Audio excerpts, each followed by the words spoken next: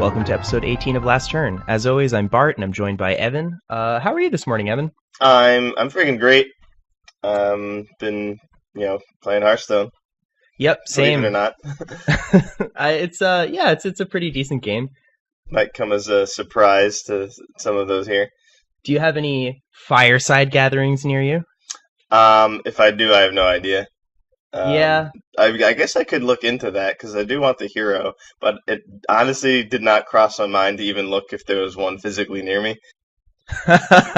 Yeah, I did. I looked because our local game shop actually has had a few fireside gatherings, but they were sort of discontinued due to lackluster attendance, which is not terribly surprising. Yeah. But I mean, do you know what happens at them? I honestly have no idea. I did not really know until I attended one yesterday. Shifty eyes. You're queued into like a special lobby, and it lists all the people who are in that lobby, and those are all the attendees of the fireside gathering, and you can challenge any of them to a game. Just bet like they're on your friends list or whatever. You can add them easily because you can see their tags and stuff like that. There's also like a special menu for playing them in fireside gathering battles. There's like a lobby you can sit in with a standard deck or wild deck or something. And there's actually also a special game mode, which is like a 3v3 kind of thing where like you pick a class, you're given just, I don't know if it's a random deck, but like a pre-made deck with that class, and you have like 20 health. And once you get knocked out, you automatically cast a spell that destroys the board and empties your opponent's mana crystals. And then you get to switch to a new hero. Oh my. Yeah, it was kind of cool. That's what some of the dungeon bosses do, kind of. Yeah, it's pretty similar to what some of like the Lich King dungeon bosses have done. Yeah. Yeah. So it was like kind of neat. I had no idea that was a game mode until I played it yesterday, and I intended to like just immediately concede once I got somebody to accept my offer, but I ended up playing it out and I had a really good time. That's pretty sweet. Yeah. Yeah. I thought that it was just maybe that they had like a list of tavern brawls plural from history that were available. That's not true. I do not think so. It was just the week's tavern brawl, but this special fireside 3-on-3 thing. This 6-way. I don't know if it wasn't like 3v3 as in like 3 players versus 3 players. It was like, I guess I was misleading when I said 3v3. 3 decks versus 3 decks. Yeah, more or less 3 decks versus 3 decks. Okay. I don't know if that was exactly this week's Tavern Brawl. I don't know what this week's Tavern Brawl is. It actually was the Shifter one, ShiftCon, where your deck is full of Shifter Xeris. Oh, web spinners. I honestly think this one's a little bit better because it's not just beasts. That's true. And sometimes it's fun to just jam and Shifter Xeris. Right, sure. But yeah, web spinners. Yeah, but in short, web spinners. I really like the one that they had before this, the Spellbook Brawl. I like that one a lot. With the 10 cards? Yeah. Yeah, that one's insane. Pretty much any format where you have like a restricted deck size and it's just like different than the rest of Hearthstone tends to be awesome. Also the one where like all spells cost health, that one was really cool. That one is a blast. I love that one. I played that more than like any other brawl. I think you had played the Paladin deck at one point. That seemed like the most degenerate thing to do. Oh, I think there was the OTK Druid deck, which I think was stronger. Oh wait, no, yeah, you're right. With Ultimate Infestation, of course. But the OTK Paladin deck was like way more fun, and surprising. Definitely had some dead draws, but like it was pretty sweet. And then eventually I switched to Priest. Yeah, Priest was just it wasn't quite OTK, but like, you were just like doing a lot of value plays and shadow essencing out big stuff. And it was pretty cool. Yeah, I think the first deck I was playing was combo Priest with Shadow Essence and Malagos and Valen. Oh, that's cool. And Mirage Collars. Yeah, that's really neat. Turn 5, you just get like 4 Prophet Valens and play Mind Blast. And does 40 damage, you win. That sounds awesome. Yeah, those are good brawls. So speaking of Priest, and Prophet Valen and Mind Blast. And Prophet Valen and Mind Blast.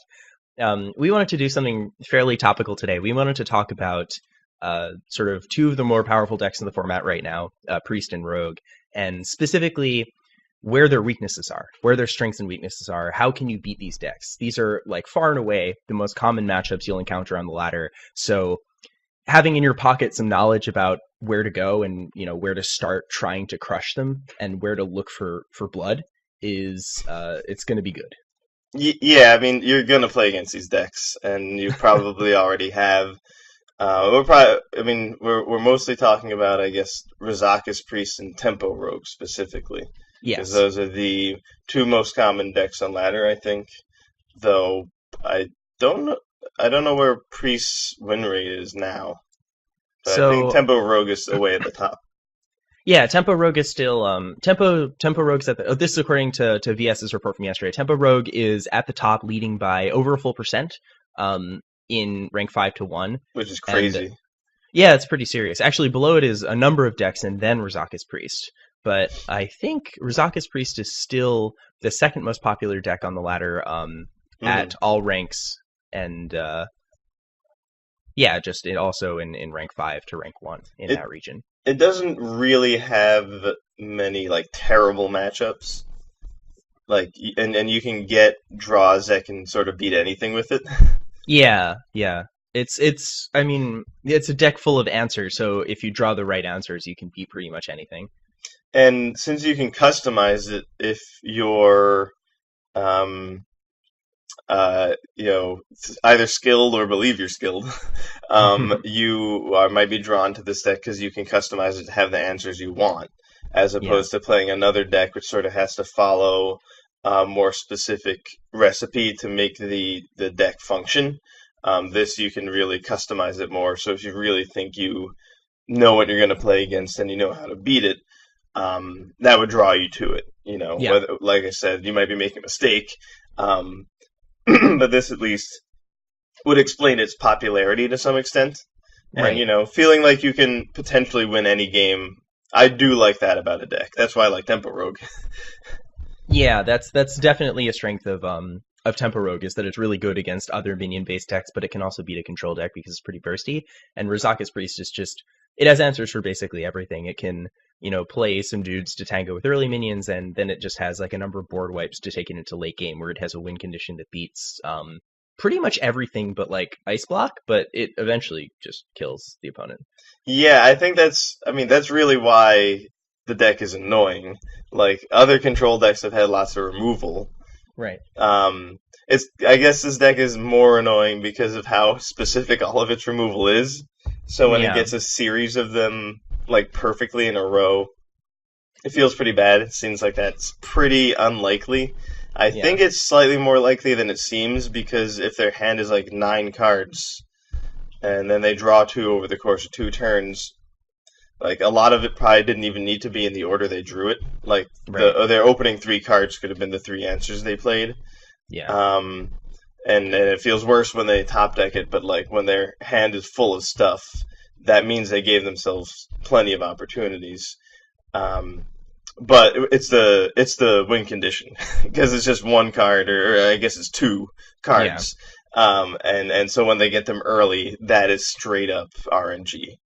Yeah, totally unfair. Yeah, I mean, I do agree with you. I don't think it's I think the deck has a lot of draw and a lot of filtration in it, and sort of ways to go for the answers. It also has shadow visions. Yeah, that helps a lot. And it's not like you need to kill every minion with your answer in order to win. Like, sometimes if you just kill their biggest thing, you can eat a ton of damage with the deck, and then like deal with whatever's on the board later, or not, or just kill them before it matters. So it's it can definitely feel annoying. I mean, I certainly don't like it. I've mentioned that before.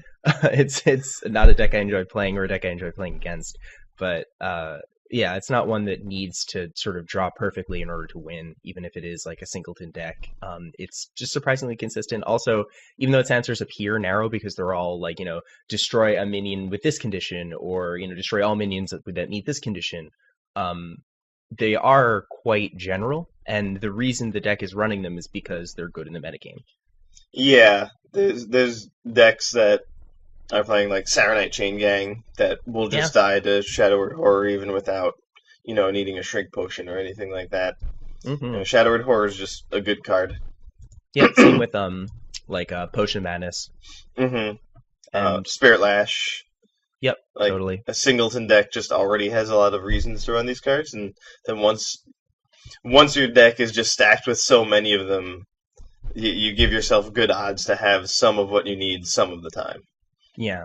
So I think what makes this a little different from previous control decks, and I guess this is really where the strength of the deck lies, is that an old fatigue warrior would actually just not beat you. They'd beat you by not losing, and then you'd die in fatigue eventually, or they'd play like something and just chip damage until you're dead. This deck has a combo win condition that can win pretty suddenly and out of nowhere. So they are trying to play Raza to reduce the cost of their hero power to 0, and then of course that makes it hard to sort of race them down because they're healing themselves for 2 every turn. But then they play Shadow Reaper Anduin, and they can end up pumping out a ton of damage in 1 turn. But they also, the new builds now, or the current builds, I guess they're not really new, are running Prophet Phelan, Mind Blast, Holy Smite. And their goal is to assemble Mind Blast and Prophet Phelan minimally, and then just a couple of 0 or 1 cost spells, and then they can just kill you from 30 in 1 turn, or kill you from like 24 more reasonably. Yep, I mean, you can also... Valen allows for all sorts of ridiculous things. There's also, you might be able to fit a Razakus potion in there. It makes the 1-mana Razakus potions more appealing. If you have Valen and Radiant Elemental, forget about it. That person is toast. Yeah, it's free. I mean, like, for the most part, I won a lot of games just like, ping, Valen, ping, Mind Blast, ping, Silence, ping, Holy Smite, ping. Yeah. Like, that's just it. So when Valen comes down, that's 6 because you deal 2 with the hero power, and then he'll let you do 4 more. And then every spell is another 4 after that. So if you have like 3 random 1-mana spells, like the Shrinking Potion, and then a Potion of Madness on some minion that's going to deal 0 damage, it's still 4 damage. So Valen and 3 1-mana spells is 18 damage. So that's you can be at 18. I've been at 18 before. Right. Yeah, totally. I mean, especially because like the deck is running minions. It has Loot Hoarders and like it has Raza. Raza's like it's a chunky threat. I mean, I've lost games just to Raza. Yeah, the deck can curve out, especially with Power Word Shield or I think it's not common to use Talon Priest. But that is definitely another way to sort of like suddenly have something that's not getting off the board, and then since they can continue to heal it, it winds up killing a lot of stuff and being a big problem. Yeah, I can see Talon Priest being like decent. Against Tempo it's kind of weak to super high toughness minions. So I think that that kind of card, or like a bunch of them, many super high toughness minions. But I think a lot of the in the 3-drop slot, the Razakus Priest deck tends to play like Tar Creeper. I've been seeing less of that too. They seem to be going more and more towards just having like cheap spells and cantrips. Yeah, that makes sense. Using Goblin Auctioneer, Gadget Sand Auctioneer rather, is definitely a way to make the deck more fun. He is a goblin. Yeah, he is. He's totally goblin. But it's definitely not Goblin Ferratu. It's not something like that. Right. Yeah, so this deck's, the deck's strength is in its ability to sort of beat you with its combo win condition that can win through pretty much anything. It can even win through a ton of armor because it's something that can occur gradually over many turns or all at once in a single turn. So that strength, it's a strong and really consistent win condition that I hear is actually doing a number on Wild. I believe surprisingly. It. Yeah, I mean, they have Reno in there, too. Oh, that's so unpleasant to think about. Yeah, I know. This deck is miserable and strong. Oh, Hero Power, Reno Hero Power, like... That sounds free. But the deck does have weaknesses. Yeah.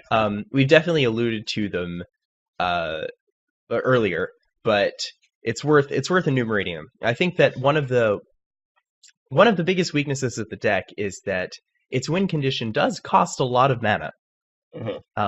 It has to draw 2 singleton cards, and then it has to play a bunch of other cards. and it does this over the course of several turns, or it does this in one turn. If it's doing like the Prophet Valen combo, it's going to cost them like 10 mana to kill you.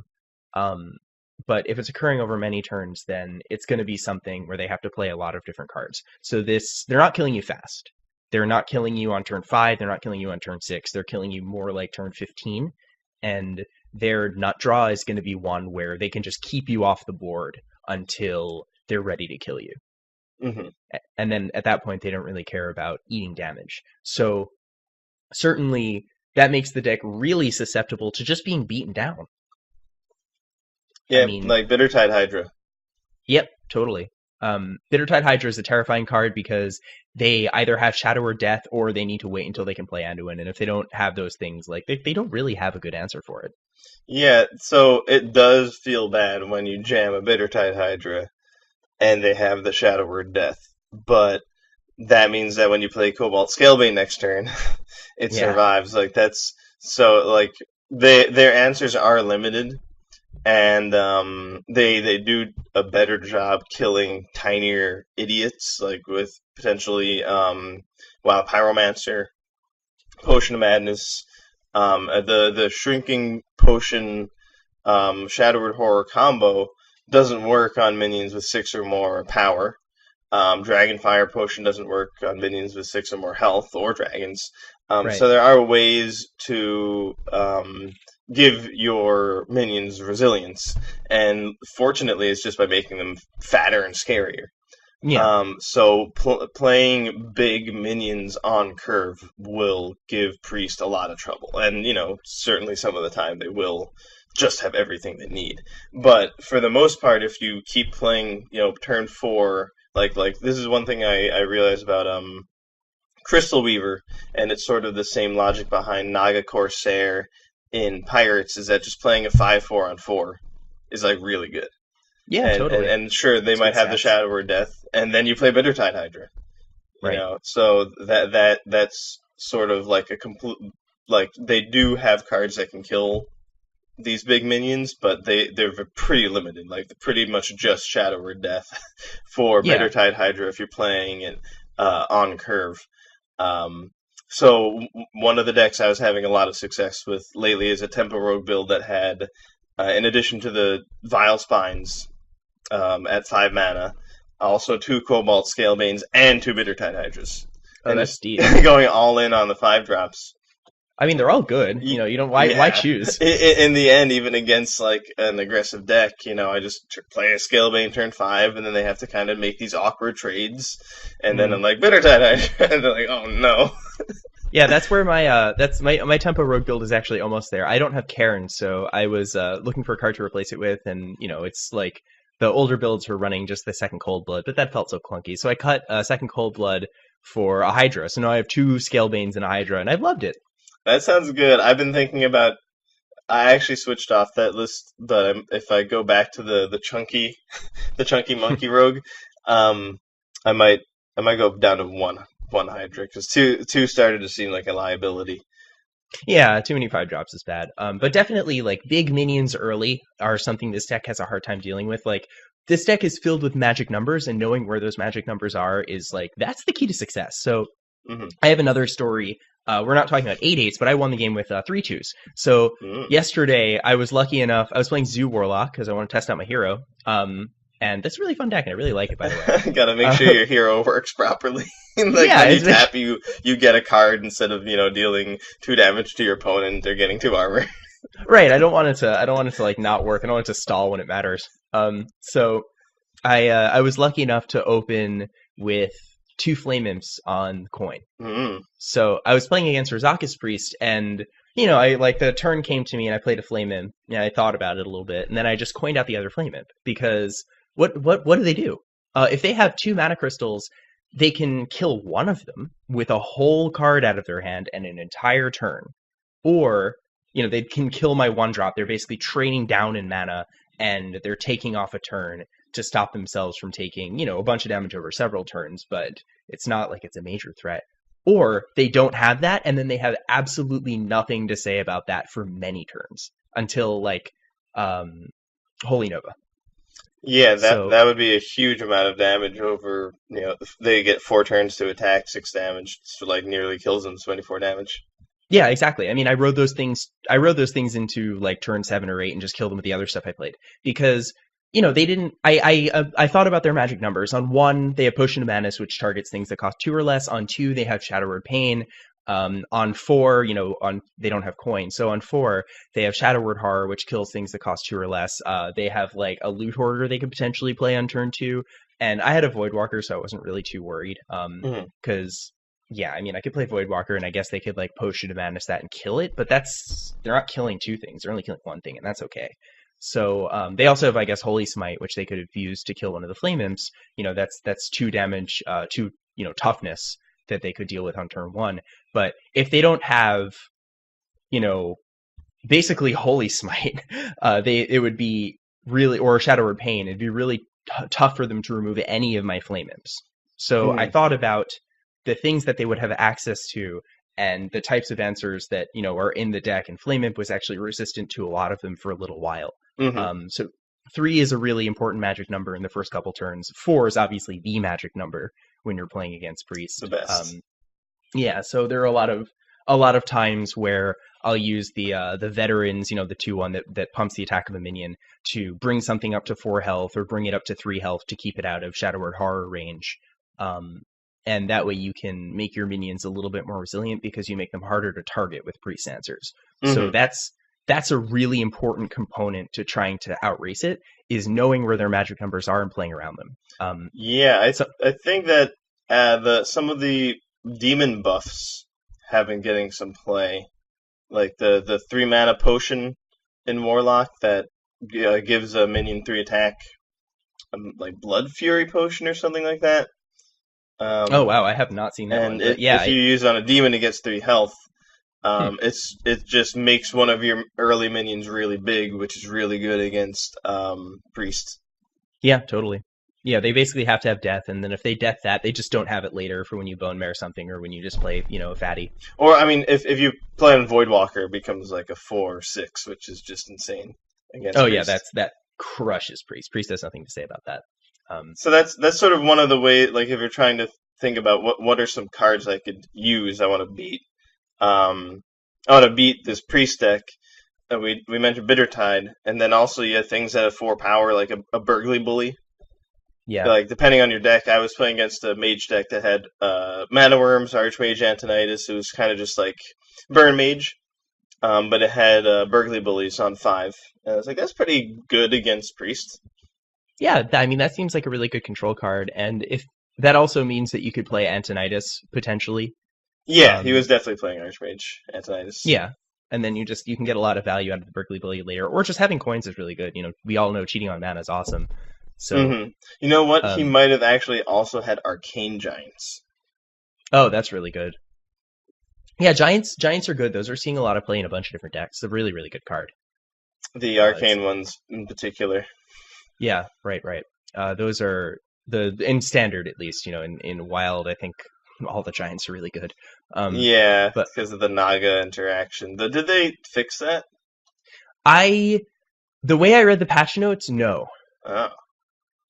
They just they made it so that other types of cost reduction stuff is more consistent with the way that the Sea Witch works. Oh. Um, yeah, that's my understanding at least. I could have misread it, Yeah, I mean, but I don't play enough Wild to care.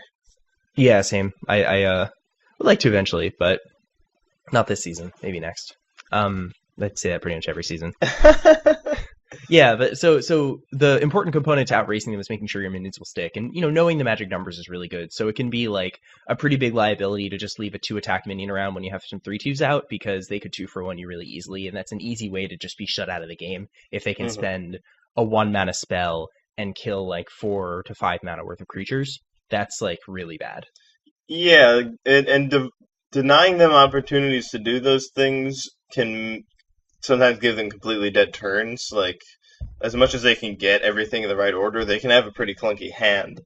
Oh yeah. It's sort of like when you play against Priest, they get everything in the right order, but then when you play the deck, you just get complete garbage.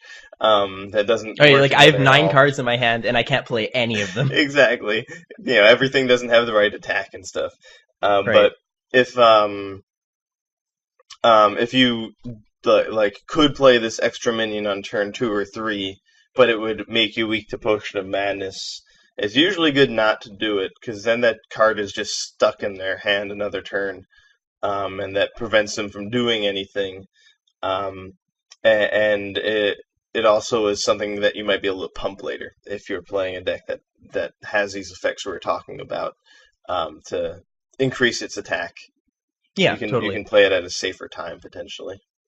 And I mean, it's also there's a big hand reading component in there. Hand reading is really important against pretty much any deck in Hearthstone, but it's especially important against the answer decks because knowing what's in their hand tells you where their blind spots are, and if you attack their blind spots, they often can't do anything. Mm-hmm. So you shouldn't just blindly play around Potion of Madness the entire game. You should understand when it's really going to cause you major problems or it's going to be somewhat weak. If you play like a 2 toughness minion and then you just jam a bunch of fireflies or something like that, then that's fine. Potion of Madness is like just going to kill a 1/2, and Mm-hmm. they are probably not going to spend a whole card on that. They're trading down in cards, and they're going even in mana. So they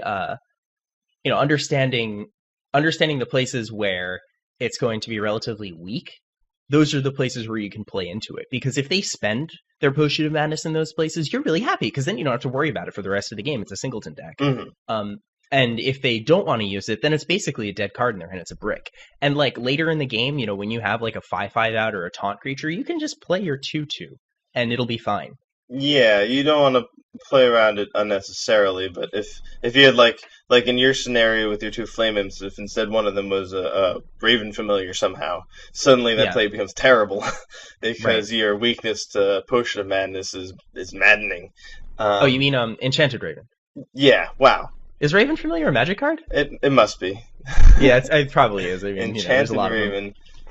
Raven. I'll make that mistake nevermore. No, that's not true. I probably will. Um, yeah, but I think a good way to lose against Priest is definitely to just be trying to play around everything and not Oh playing your yeah, cards. That is definitely not yes, what you want to do. yeah, If you can't get a read on their hand, like if you can't figure out if there's an opening, make an opening. That's sort of the strategy of playing big minions on curve. Is like, yeah, you might not really be able to determine if they have it or not, but except by playing the minion. Like if you play the 5 power minion, you're gonna find out if they have the death or not.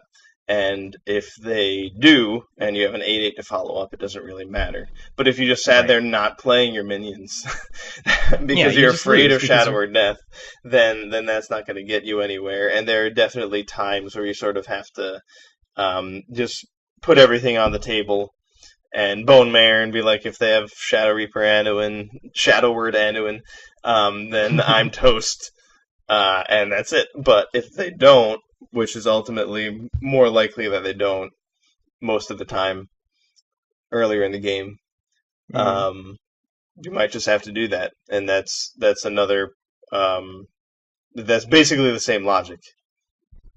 Yeah, I do agree with you. I mean, like playing around everything is gonna give them free turns. It's gonna just you're doing their work for them. If you're afraid of a card in their deck and you won't play something because of a card in their deck, then they've won. They're getting free value out of a card that's not even in their hand. You're basically causing them to draw cards. So it's better than draw cards because they don't even have to cast them. Um, but if what we're saying about putting down, caring about their magic numbers and putting down minions in the right order is when you have the choice, and if you can continue to apply pressure while also being mindful of the cards in their hand. I mean, like, don't just not play minions because you're afraid of death or you're afraid of pain or you're afraid of Potion of Madness. You should play minions, but you should understand, like, okay, be mindful of it. Be like, okay, well, I could play my 2/1, or I can play this Firefly. I think I'm going to play the Firefly because I have the 3/2 out. And if they Potion Madness the Firefly, I don't really care. If they Potion Madness this veteran, then like, wow, they just blew me out. Yeah, that's not the right way to treat veterans. Right? Definitely, yeah, definitely not. Absolutely not. We're not Um, promoting that. no, so it's the being mindful of their answers is something you should do when you have the choice to. But yeah, sometimes you just have a hand and it's clunky, and the only way you can win is if you start applying pressure early, because it is just garbage otherwise. Mm-hmm. It's like 2 bone mares, like the despicable dreadlord, and like a 1-drop, like 2 1-drops, and they're both 2-1s. Like, go for it. You need to do it. Yeah, if it'll certainly depend on the situation.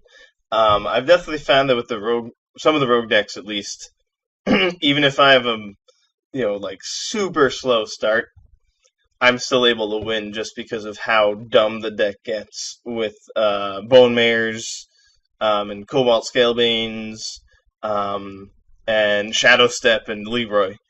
Yeah. So there's definitely like you'll need to decide based on your deck and on your hand if you do need to aggro them out really early. But with Rogue, at least, I found that you don't necessarily like. I've won plenty of games without a turn 1, 2, or 3 play, and then just like turn 4 Chillwind Yeti. That's another card in this this list that I've been running. Really? Like just no bullshit Chillwind Yeti? 2 Chillwind Yetis, yeah. That is so good. That's Hearthstone as it was intended to be played. It's just the way Ben Brode intended you to play Hearthstone, is to have two Chillwind Yetis in your rogue deck. They're golden, and they're brutal. they're great against priests. It's like, what are you going to do?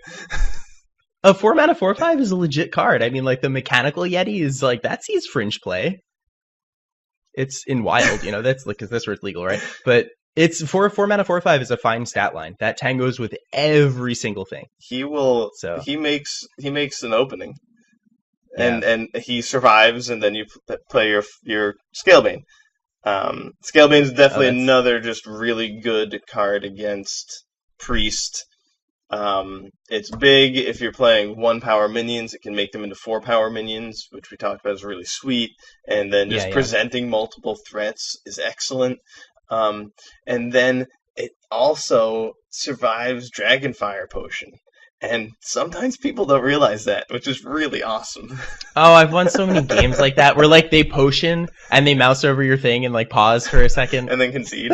I haven't had that happen, but like, often it's the same thing. And that I've been seeing, in Zoo. I've been seeing that in Shaman.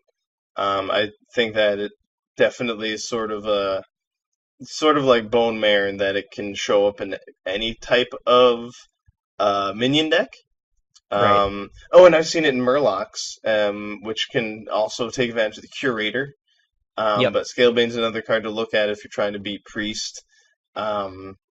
Also, I think Murlocs have been doing pretty well lately. I think it's up there.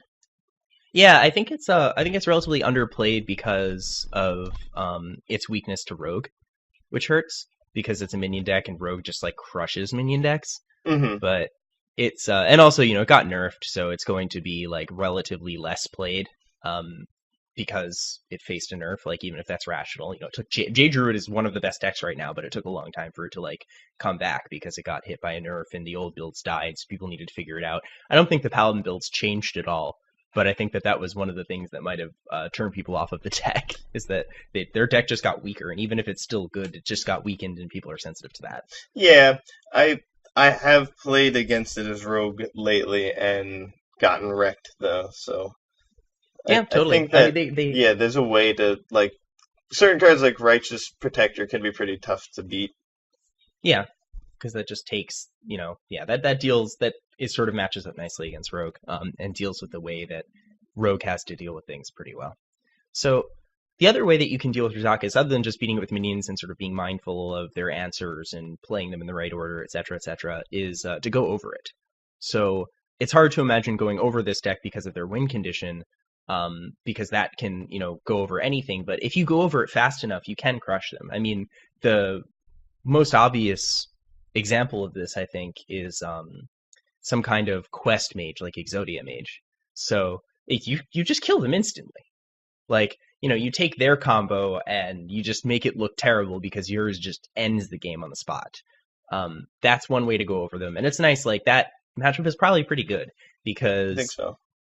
Yeah, I mean they're answers do nothing against you. You don't care if they Shadow Word Horror, if they kill something, they Dragon Fire Potion. That means absolutely nothing to you. You just want time to draw cards, and the fact that their hand is full of them means like you might even be able to get value out of your Coldlight Oracle. You might even be able to burn cards off the top of their deck. Yeah, you can just get lucky off that.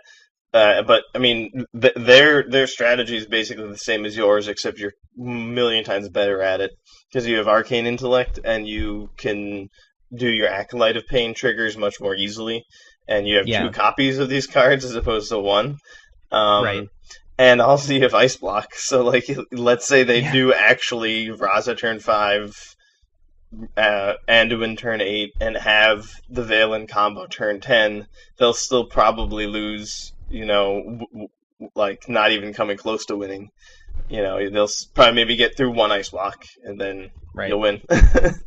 Yeah, so it's a good it's definitely a really good matchup. That's one way to go over it. Another way is Jade Druid. So this is a little bit more like the minion based deck, since Jade Druid kind of is just a mid-range deck, but it goes over the deck by it sort of goes through the deck. It's not even like it goes over it. It's not like it beats it despite their combo.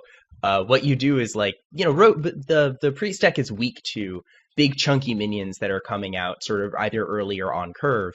And if you can Jade up fast enough, you can start just putting those minions out. I mean, as soon as you make a 4/4 Jade, the priest is going to start sweating because they know the 5/5's coming in, and then the 6/6, and like very quickly it's going to get to a point where board wipes don't take care of them anymore, and they have to start removing them one at a time, and they just don't have that in their deck. They don't have the ability to do that in their deck. So if you have like a 7/7 and an 8/8, and they're already Anduin, if they don't have Raza out or something, like that game is yours. If they haven't Anduin yet, they might have to, and then you just make the 9/9 the 10/10. Yeah, it's like it's not like they're gonna counterspell your Nourish or your Ultimate Infestation. Like they don't have any interaction with your creation of huge stuff, and you're just filling your deck full of Jade Idols and drawing your whole deck. None of them are using Skulking Geist anymore.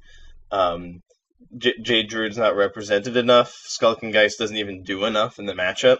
Like, you can easily be Priest, play the Geist, and lose anyway. It doesn't guarantee the game at all. And also, you're playing a bunch of 1-mana spells, so like, Geist is just super awkward in Priest already. So you can just go for it with Jade Druid. And once your things are too big, they're going down. Yeah, that was so I think that like Jade Druid is becoming a little bit more popular now because it is really strong. Definitely. I mean, VS has it as the second highest overall win rate, rank 5-1, next to Temper Rogue. But it is a strong deck. People kind of figured it out. So we could potentially see a return of Skulking Geist. But I think that what you said is more or less the truth, especially with the current builds of Jade Druid. They don't need to go. They're not turboing to the end game. They're not turboing to infinite Jades like the pre-nerf builds would do that, because they just had the ability to like always have enough mana with Innervate. But I think the new versions are playing a little bit more of a fair game with like Mark of the Lotus. So they don't really care if you like board wipe them a couple times or whatever, because they're going to be able to make 3 or 4 guys and then buff them and take them out of range of any of your remaining board wipes. The deck does have a little bit of a weakness to Shadow Word Horror because it makes like these 1/5 minions. And buffing those to 2 6s means they still die to Shadow Word Horror. Yeah, you just lose worse to that card. Right, but there's there's cards like Mire Keeper, which are pretty solidly out of range. If you make a dude with that and then you buff them, those are out of range. There's like Fandral. Like the deck is filled with ways to get around Shadow Word Horror, so it's not like it just folds to that card. Aya's also, and also there's Jades. Aya is gas against Priest. I think when I'm playing Jades against Priest, I usually keep Aya in my opener. I think that makes a lot of sense. It's just so insane. Yeah, the only way they really have to deal with that is like they need to silence it and then kill it, and that's 2 cards. And like what you were just saying, if you really accelerate your Jades, that's how you have a good game against them, and nothing does that better than Aya. Yep, yeah, that is definitely the best Jade stimulant there is. So that's certainly a way to sort of plow through the deck and deal with its just sort of lay bare its weaknesses and go through them, because at that deck you don't even need to worry about their answers. You can just keep playing things and make them use them, and you're happy about it. And if they don't have them, they just lose. Yeah, because you never run out. Right. It's very good at applying pressure, and of course it goes into the late game really well. That's part of what Jade's root strength is it's strong at pretty much all stages of the game except like maybe turns 1 through 5, but Priest doesn't do anything in those turns. Yeah. So unless it's aggro Priest. I do have in my Notepad++ right now, I have a list for an aggressive Priest deck in Wild.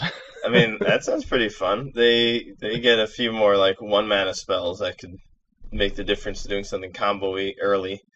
Yep. I actually played against the Silence Priest, which I hadn't seen in a really long time, as Tempo Rogue, and it was actually pretty tough because all the minions just have so much health. Yep. Yeah, I mean that's a weakness of that deck. So I think that those are more or less the ways that you can deal with Razakus. You want to I think all of it boils down to knowing where their strengths are and sort of beating their strengths. Either with your minions and sequencing them correctly, or realizing that you can sort of go through them or go over them and knowing how you can do it. Not a lot of decks can go over them. You're not just going to fatigue them out with Warrior. But you know what I think actually would work? Cavern of Souls. Do you mean Caverns Below? Yes, what I said is a magic card. The Caverns Below.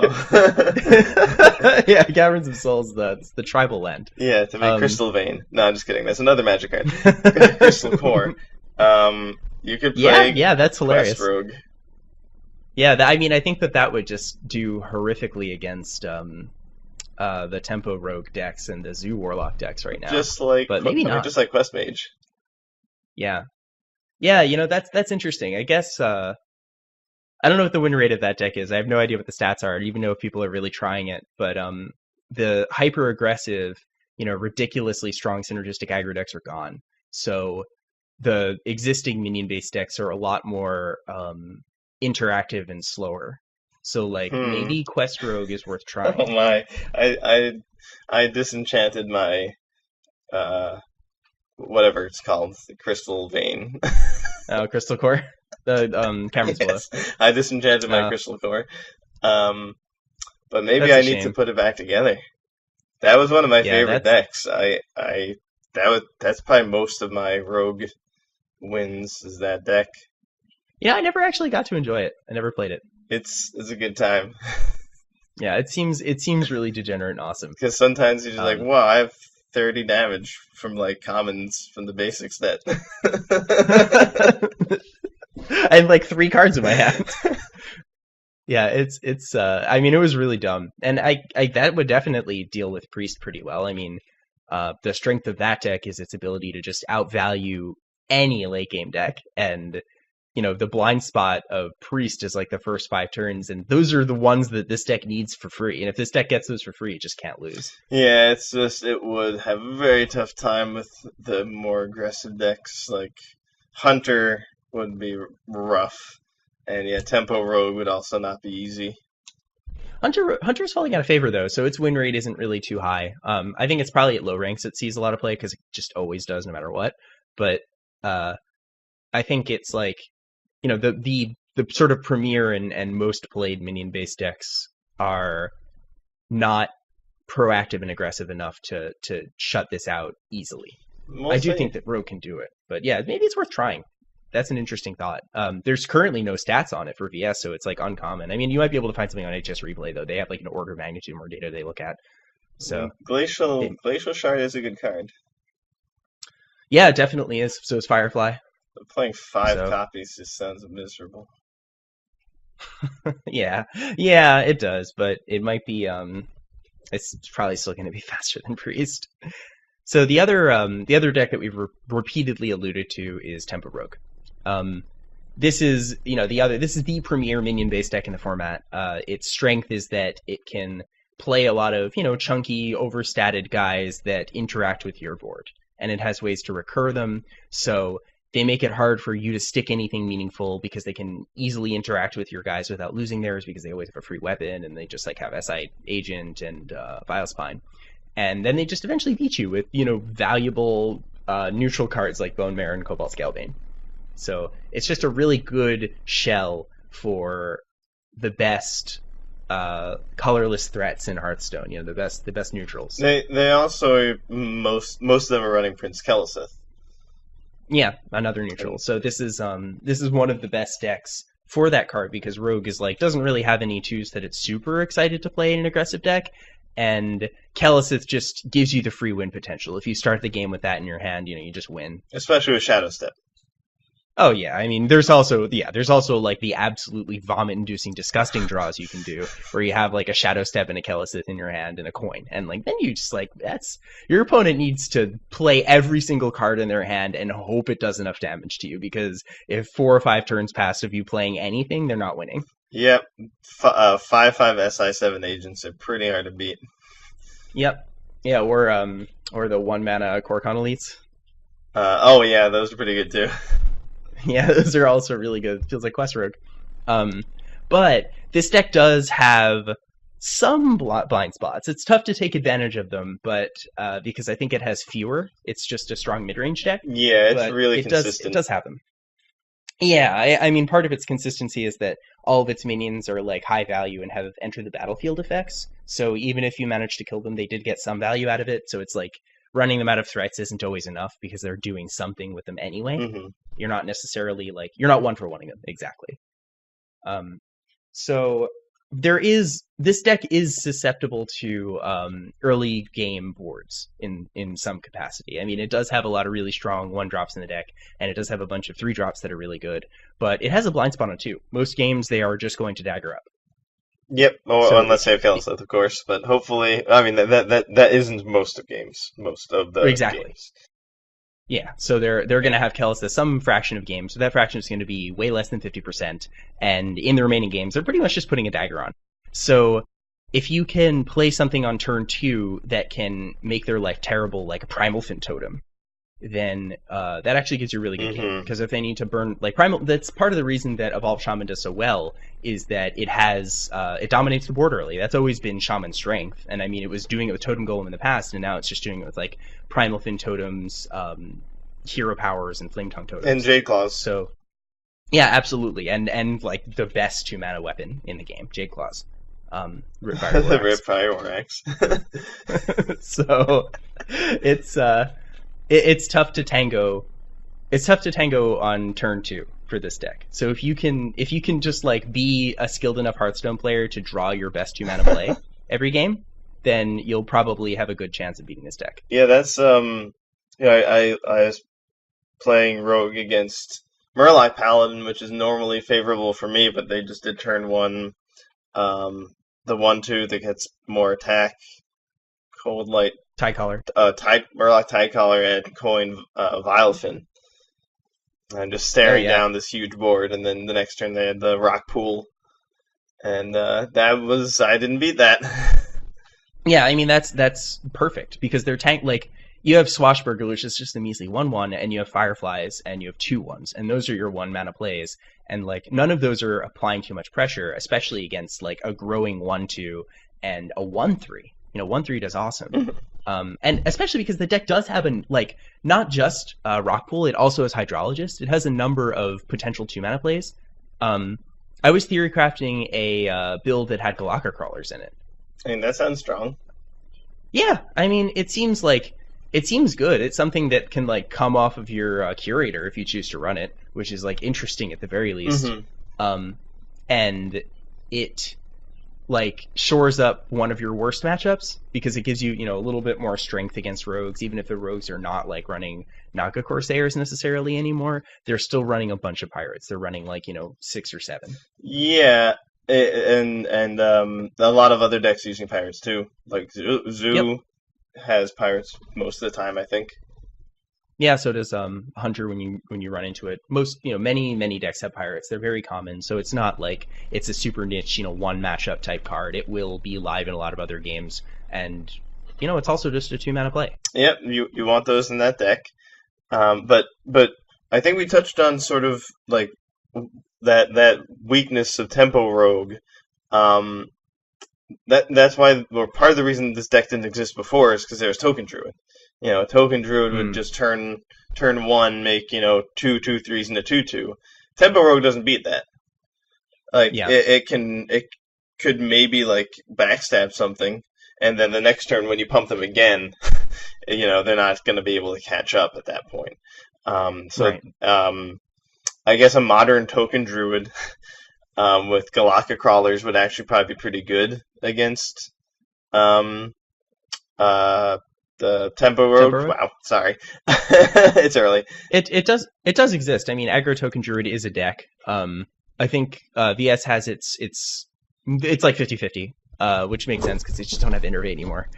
And there's a lot less low to the ground. I think the Hmm. existing aggressive decks are kind of a little bit slower, though a little bit more mid-rangey than the sort of explosive, like turn 1, 2, and 3, I'm going to make, 8 mana worth of minions kind of decks. Yeah, but But if you can find a way to do that, that will beat Tempo Rogue.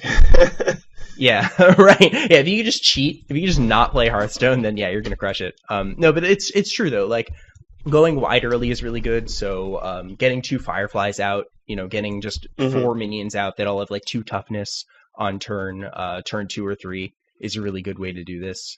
Um, the deck will have a hard time interacting with that because it can sort of punch things for 1 infinitely, and it can punch things for 2 a couple times in those turns. But at that point, they need to have a bunch of mana they probably don't have in order to do all of that. And even if they did do all of that, they wouldn't deal with your entire board.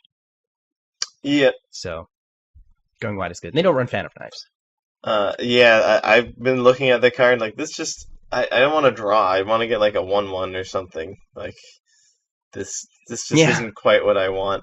But right. I saw some druid lists, some Jade druid lists using Galactic Crawler and Druid of the Swarm, the making it a 1/5 taunt, because that's Yeah. definitely good against Rogue, a 1/5 taunt on turn 2, and it has synergy with Mark the Lotus.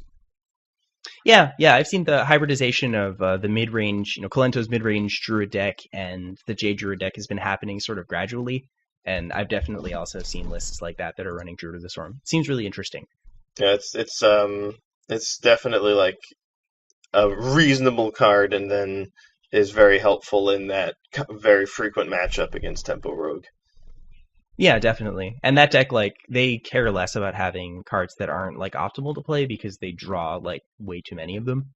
Hmm. So they just always will have something that's good in their hand. It's rare that you Ultimate Infestation and you just have nothing. Yep, hasn't But it happened can yet. happen. I've definitely been in those spots. It feels terrible, but and it also doesn't happen that often. That's fortunate. Um, yeah. There's So isn't there also like Zoo kind of also will like play a 1/3 early and maybe another 1/3 and like make a bunch of chubsters early on. And I think that's why it is a deck right now. Is its game against Tempo yeah, Rogue is pretty good. yeah. I think it's I don't think it's favored necessarily in that matchup. At least that's what the stats are saying. But I do think that like it does have early game boards that are good enough to get there. And it combines that with like a pretty strong late game, so it's a little bit, it's another mid range deck. It's got some value plays at all stages of the game, and a strong early game, and then but if it's forced to go late, it can do something like play its hero, and then the hero is just insane. It's a really good late game And play. it's got Doomguard. Yeah, It's got a lot going for it. Also having access to Soulfire for early removal can be pretty yeah, totally. clutch if your opponent like is jamming something like a Van Cleef, just like going all in.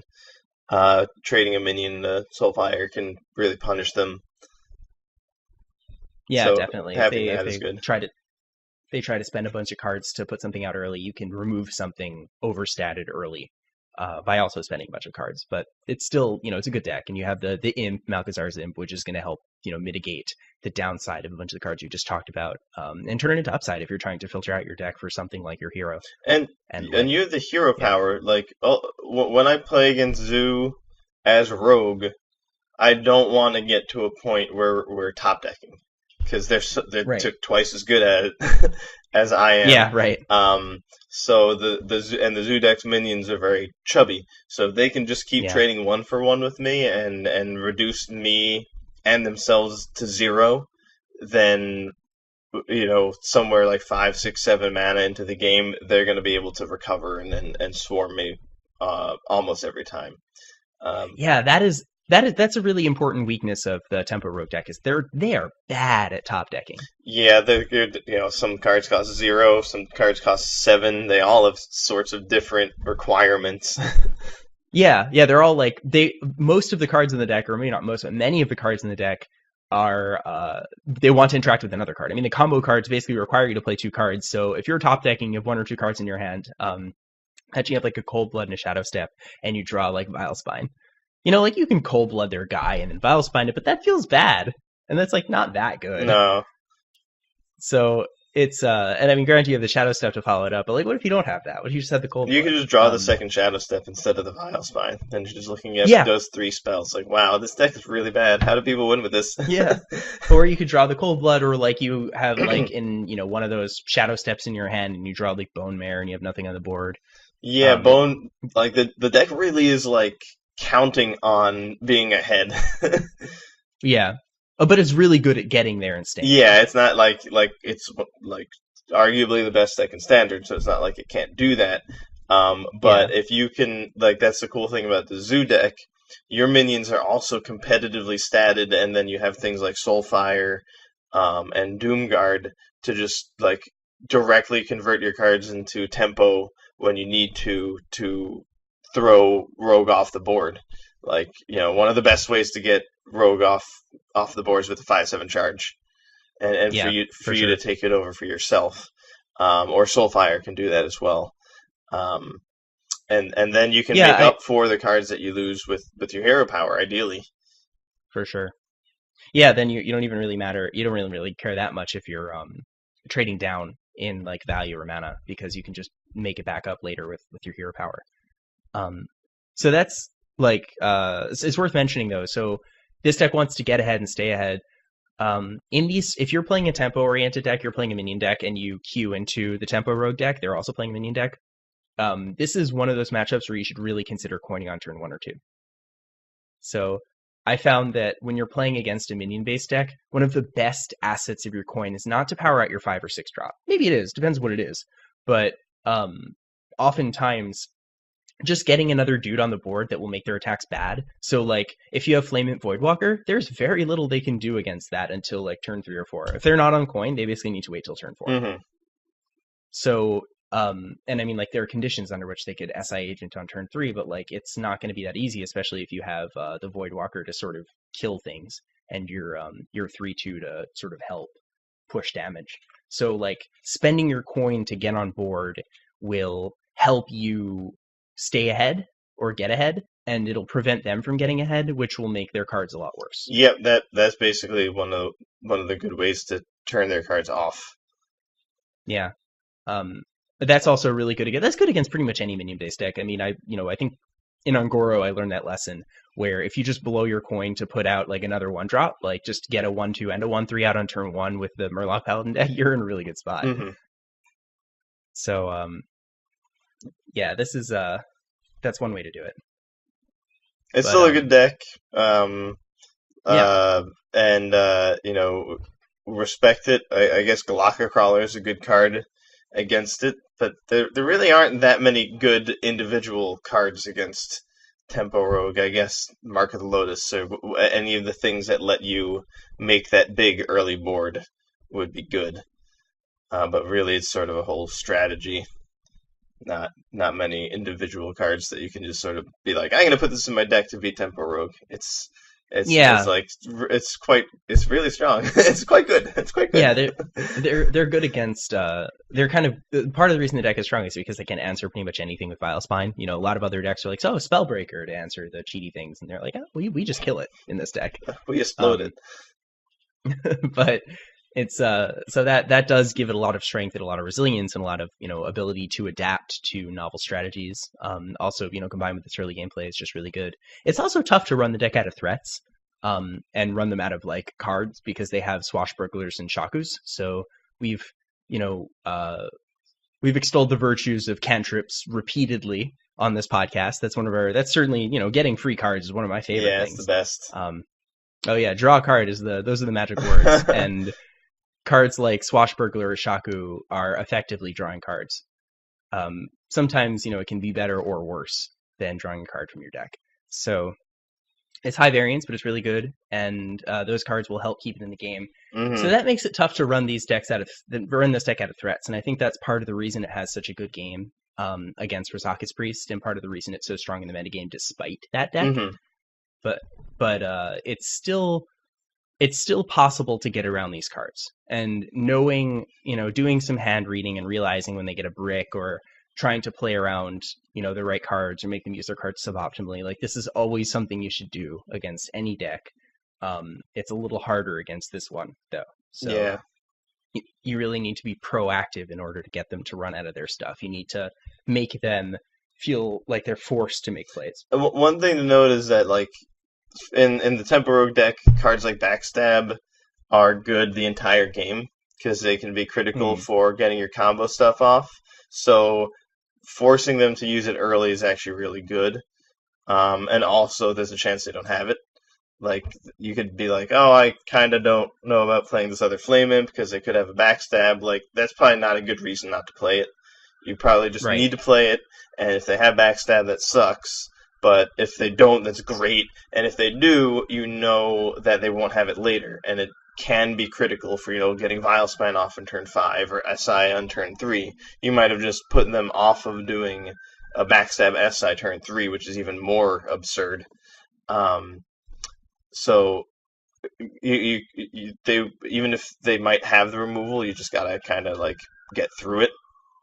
And those cheap cards, it does hurt them to run out of them. Yeah, definitely. It's important to make them use their cards. I mean, playing around stuff is never about just not playing cards so they don't play things. It's about making them play things in a way that's disadvantageous, and taking them off these cards for later is good. So even if your guy gets backstabbed, it's nice because they don't have it for their Vilespine later, like you said. And that's one reason. Actually, another individual card that I think is good against the deck is Tar Creeper, because it is inexpensive but can potentially absorb a lot of their stuff. Because if they need to attack into it, pretty much anything they're playing turn 1, 2, or 3 is going to have less than 3 health. So they're going to have to trade. Like, they don't want to trade Fireflies into it. It would take 5 Fireflies. They don't want to do that. Backstab doesn't even take away 50% of its health. So Tar Creeper coming out early is actually, I think, really good against Tempo Rogue. Yeah, that's one of those cards that's super good right now. It's an awesome card. I mean, it's minion decks love it because it's not that expensive. Slower decks like it because it's not that expensive. But it does well against Tempo Rogue if they don't have a good way to deal with it. They have to blow like some premier stuff to deal with it efficiently, and that's still not that efficient. That's why so many Tempo Rogue decks are playing it. Oh yeah, I think I have 2 in my list. It's Me awesome. too. I love it. It's insane. Yeah, it's a card I'm happy to keep in some matchups. Yeah. But yeah, I think that's about it. Yeah, but I think we covered like all the vital critical aspects of these matchups. There's obviously a lot of other decks in the format, but these are the 2 most prominent, and some of the best. Yeah, definitely. I mean, these are both strong. We're probably going to see them until the new expansion drops, and then hopefully they'll go away forever and never come back. But at least Priest. But maybe not. That's certainly in time will tell.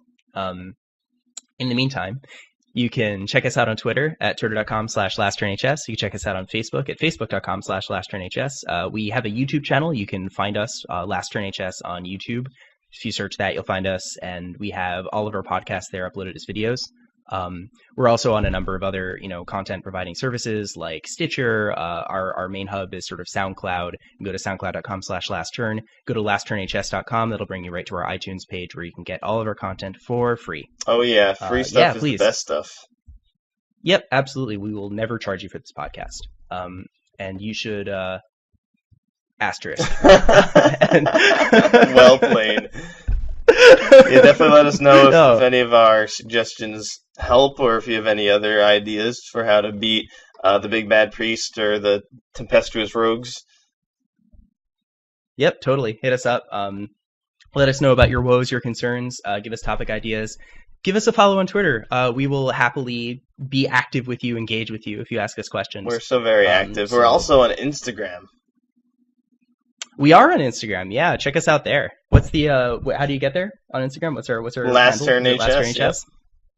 Oh, nice. Yep. So we are social media-ing it up. We're so social. Oh yeah, super social. That's why we play Hearthstone. That's why we go to fireside gatherings. Pick up the ladies. Oh yeah, like Nemsy. So yeah, we'll catch you guys next turn. See you next turn, folks.